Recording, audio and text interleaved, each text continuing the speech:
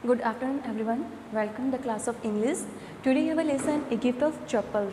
यहाँ हमने बात किया था कि रवि मृदु को बताता है उस केट के बारे में और वो किस वंशज से है। और तभी क्या होता है, कुछ आवाज़ होती है और जो बिल्ली है वो डर जाती है और वो क्या करती है, बम्बू के ट्रे में जहाँ मिर्ची सुखाई होती है वो उसके ऊपर छलांग मारती है। Trying to hide beneath it, और वह बिल्ली जो क्या है अपने आप को बीनेथ करते हैं यहाँ पे के नीचे, उस मिर्ची के नीचे क्या है अपने आप को ढकने की कोशिश करती है, छुपाने की कोशिश करती है। He tip a few chillies over himself, और वह कुछ जो मिर्चियाँ हैं वो अपने ऊपर गिरा देता है। मियाओ ही हॉलोड मिजरली, और वह दयनीय स्थिति में क्या करता है, मियाओ की आवाज़ निकालता है। The screeching went on and on, किंतु एक जो क्रीचिंग की जो आवाज़ आ रही है वो कंटिन्यूसली आती ही जाती है। व्हाट्स दैट नॉइज सेड मृदु, अब मृदु पूछती है ये आवाज़ क्या है, ये कैसी आवाज़ है जो बार बार आ रही है और इस बिल्ली को भी भयभीत कर रही है।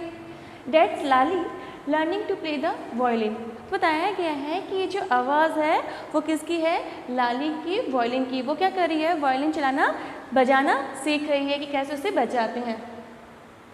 The music master just goes on playing like a train whizzing on and on. तो बताया गया है कि जो म्यूज़िक मास्टर है वो वायलिन को इस प्रकार बजाता है जैसे कि जो ट्रेन होती है वो पटरी पे चलती है तो किस प्रकार की बनबनाहट की आवाज़ आती है जो काफ़ी अच्छी लगती है, वैसे ही म्यूज़िक मास्टर बजा रहे हैं। While Lali is all the time derailing, और जो लाली क्या करती है हमेशा पटरी से उतर जाती है। डिरेलिंग करते हैं आपसे पटरी से उतरना, तो वो क्या है, जो मास्टर जी बहुत अच्छी धुन में क्या है आवाज़ निकालती है और वहीं पे जो लाली है वो बहुत ही बेसुरी धुन निकालती है। गोइंग कम्प्लीटली ऑफ ट्रैक, और वह क्या होता है कि अगर मास्टर जी पूर्व जाते हैं तो वो पश्चिम जाते हैं, या डेट मीन्स कहने का अर्थ है कि मास्टर जी काफ़ी अच्छा बजाते हैं, वो सिखाने का प्रयास करते हैं किंतु क्या है वो उस चीज़ को सीख नहीं पाती है और वह इतनी अच्छी धुन नहीं निकाल पाती है। Mridu crept up to the window, Mridu क्या होती है विंडो की तरफ आती है। Lali was sitting a little distance away, और जो लाली है वह क्या है खिड़की से कुछ दूरी पर बैठी हुई रहती है। Awkwardly holding her violin and boasting her elbow jutting out and her eyes glazed with concentration, तो बताया गया है कि उसने बहुत ही अटपट ढंग से किया, उसने वायलिन पकड़ रखा था और उसकी स्ट्रिक भी पकड़ के रखी थी और उसकी जो एल्बो थी वो बाहर निकल रही थी और उसकी जो आंखें हैं वो मास्टर की तरफ थी, पूरे वो ध्यान लगा के बैठी हुई थी। In front of her with most of his back to the window was the bony figure of the music master, और लाली के ठीक सामने कौन थे, उसकी जो मास्टर जी थे उनकी जो पीठ थी वह खिड़की की तरफ थी और वह उनकी जो फिगर थे वो क्या था, बहुत ही पतले फिगर के वो थे। He had mostly bald, bald का यहाँ पे गंजा, had with a fringe of oil black hair, तो बताया गया है कि वह लगभग उनको क्या थे, गंजे थे, केवल उनके कुछ बाल थे वो किनारे पे थे, वो भी क्या है तेल से भरे हुए थे। Falling around his year and an old fashion tough, तो बताया गया था उसके जो कुछ बॉर्डर पे यानी कुछ साइड में बाल थे वह उसके कान तक आते थे और उसने बहुत ही पुरानी फैशन किया है, एक चोटी, जैसे पुराने ज़माने में जो टीचर होता है वो चोटी रखता है वैसे उसकी चोटी थी। A gold chain gleamed around his leathery neck, a diamond ring glitter on his hand as it glided up and down the stem the violin, तो बताया गया है कि उस जो म्यूज़िक मास्टर था उसके गले में क्या थी, एक सोने की चेन चमक रही थी और बताया गया है उसके एक हाथ में क्या थी, हीरे की अंगूठी थी, वो भी चमक रही थी। कब, जब वह वॉलिन का स्टेम यानी जो तार है उसे अपने हाथों से ऊपर या नीचे लेके जाते हैं तब वह चमकती हुई दिखाई दे रही थी।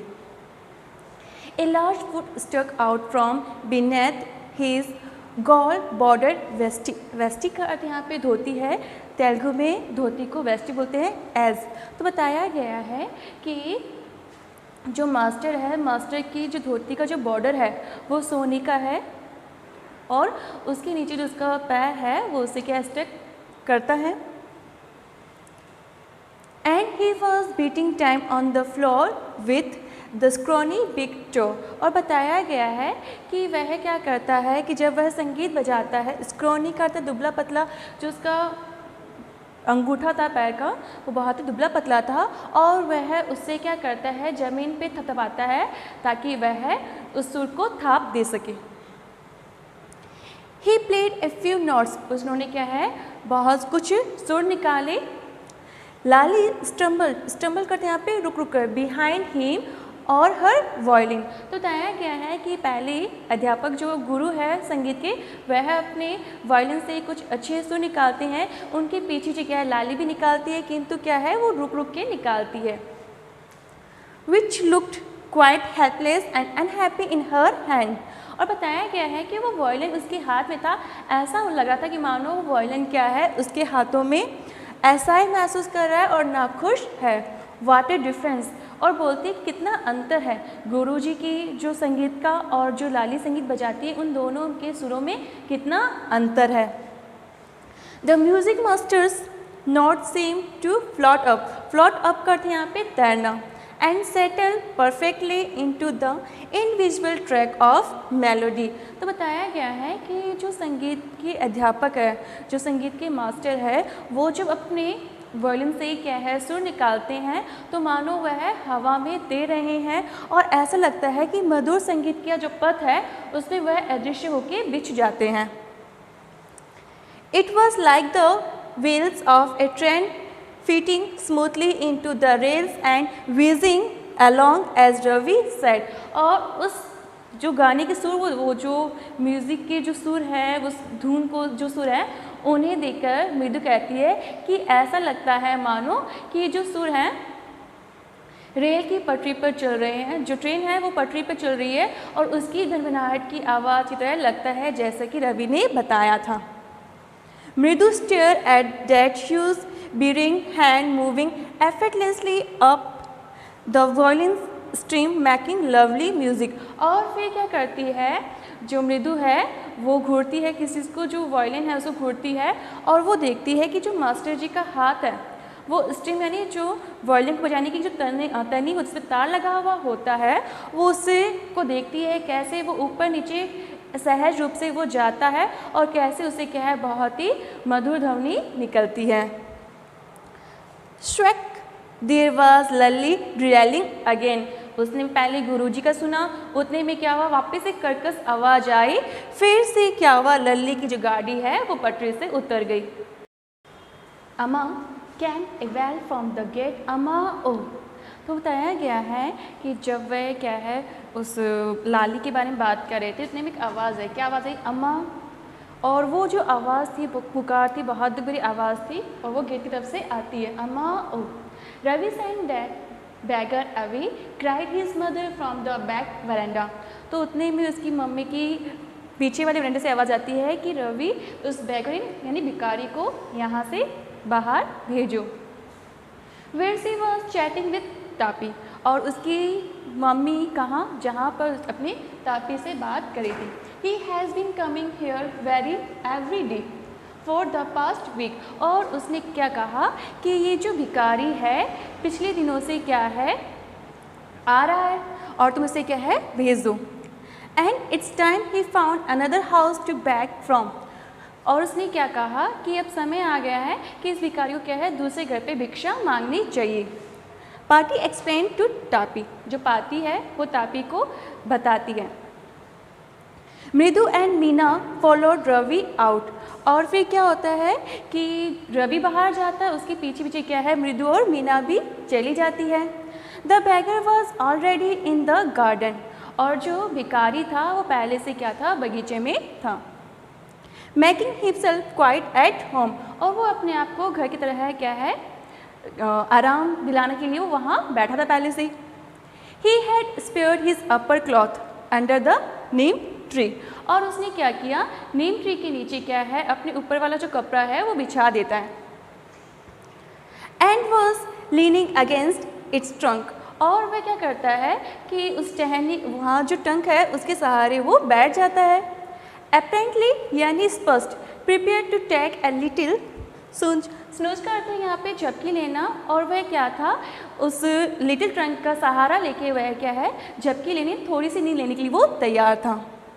While he waited for alms to appear, alms करते यहाँ पे भिक्षा, तो बताया गया है कि वह ये सोचता है कि जब तक मुझे भिक्षा मिलेगी तब तक मैं यहाँ पे क्या है, आराम से ले जाता हूँ, मुझे थोड़ी सी नींद ले लेता हूँ। Go away said Ravi Stanley, Stanley करते यहाँ पे कठोरता से, तो जो रवि है वो बहुत ही स्ट्रिक्टली होकर बोलता है कि यहाँ से चले जाओ। My party says it's time you found another house to beg from, और मेरी पार्टी ने कहा है कि अब आप क्या है, दूसरे घर से क्या है, भिक्षा लो। The beggar opened his eyes every wide and gazed at each of the children one by one, तो बताया गया है कि जब उसने कहा कि आप यहाँ से चले जाओ, तो वो भिखारी क्या करता है, अपनी आंखें खोलता है और वो प्रत्येक बच्चों को देखता है। The ladies of this house, he said at last in a voice choked with feeling, और क्या है, वह अपनी भावनाओं में बह जाता है, और भावनाओं में बह के क्या होता है, उसका जो बोलने, जो उसकी आवाज़ होती है वो दब जाती है, और बोलता है कि इस घर की महिलाएं।